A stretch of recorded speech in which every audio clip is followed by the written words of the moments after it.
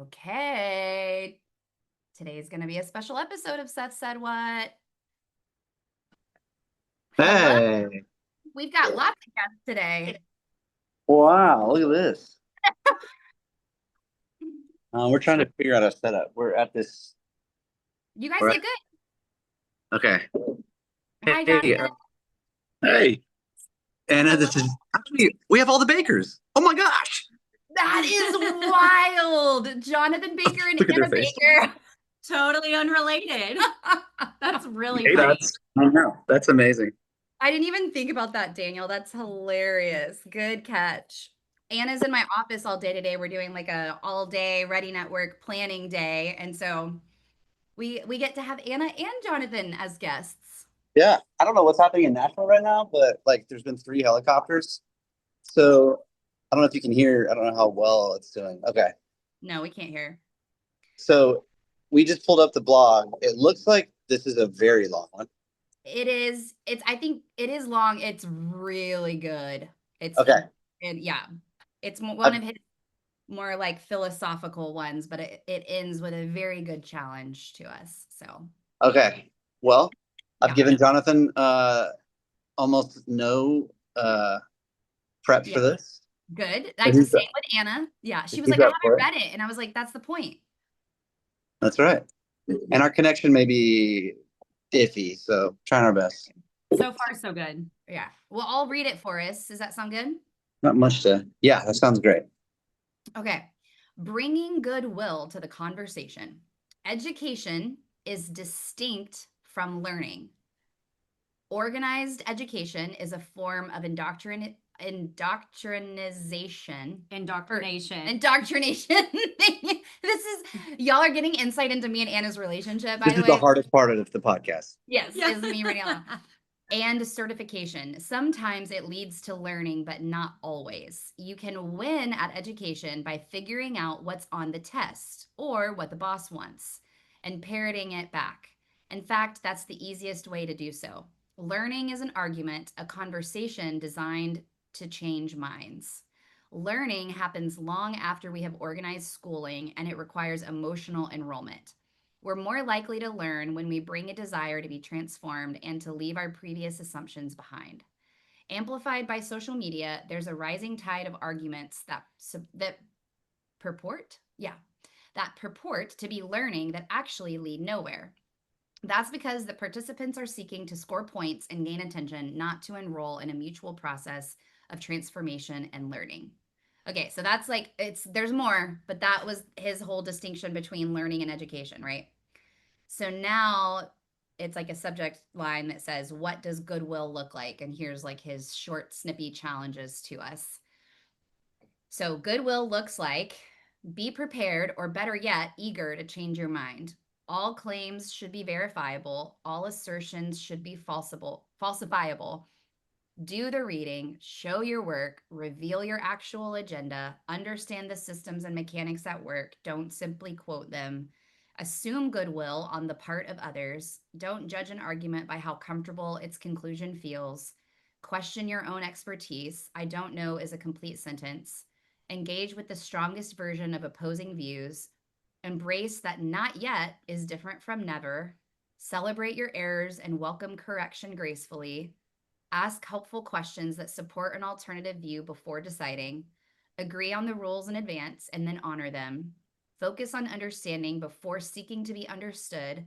Identify the ideas you are attached to and temporarily set them aside. Change your mind. That's why you're here. So, the end. It was very long, but I feel like the whole point is to encourage us to be lifelong learners and to be open to changing our mind.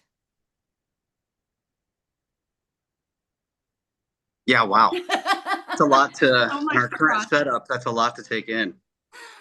It's Yeah. just like a growth mindset. Which I feel like we should introduce our guests a little bit. We just jumped right in. We just did it. Do you want to tell everybody who Jonathan is? Because he's a badass entrepreneur and super Jonathan, creative dude. Jonathan's a very creative dude. Actually that should be your like on your LinkedIn. Like just what a creative dude. Jonathan and I have been friends since middle school. and well, we've been on the same fantasy football team for over how many years? How many seasons? 13 or 14. We're going a long time, so long we've forgotten it. Yeah, so this weekend is our fantasy football draft, and it's basically just an excuse for us childhood friends to get together to catch up. And one reason why I thought, we try to do this every day. I thought, man, it'd be fun to pull Baker aside for a few minutes and do this with you guys, is because Baker has not only been a co-founder of a successful business, but is a marketing genius.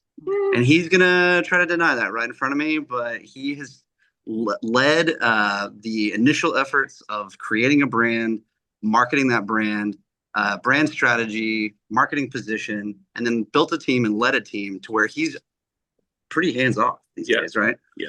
And which that alone, in leading that is quite, I think, going from being the guy to setting up your team to still take that on and all the things that come with that for a brand strategy to where they can run the show without you is like pretty incredible. So great job, thanks. man. This has been great. Great to meet you guys. Yeah. No, What would you fill in gaps wise? All right. Well, I would say check out Monday Night Brewery. That's how many years? It's been 20 years. Said the year what? 15th, 20th? Wait, how far are you guys? 14 years. And if you don't know Monday Night, it's an excellent beverage choice. And so go check them out. Go check out the branding, the voice.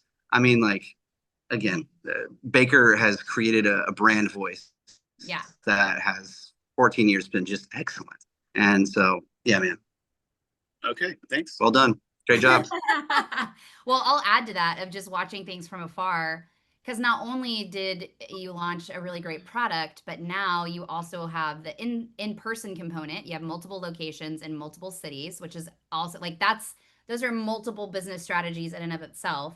And then you now have a liquor line, right? We do.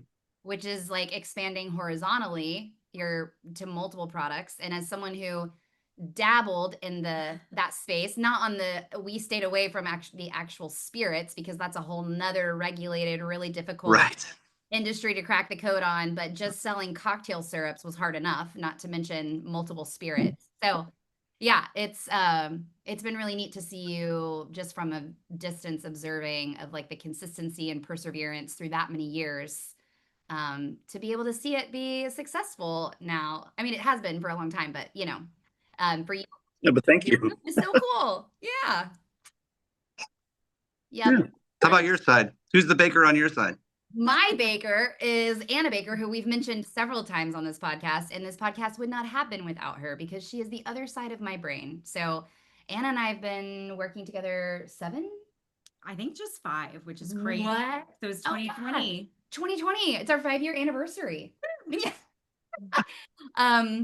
So you can share about how you interviewed for a role and what happened the first time. Yeah, I interviewed to work with Holly probably 7 years ago, and she, in the final interview process, was like, I'm so sorry, but we are going in a different direction. And I was so sad because I really, truly just wanted to work with you. Like, that was my goal.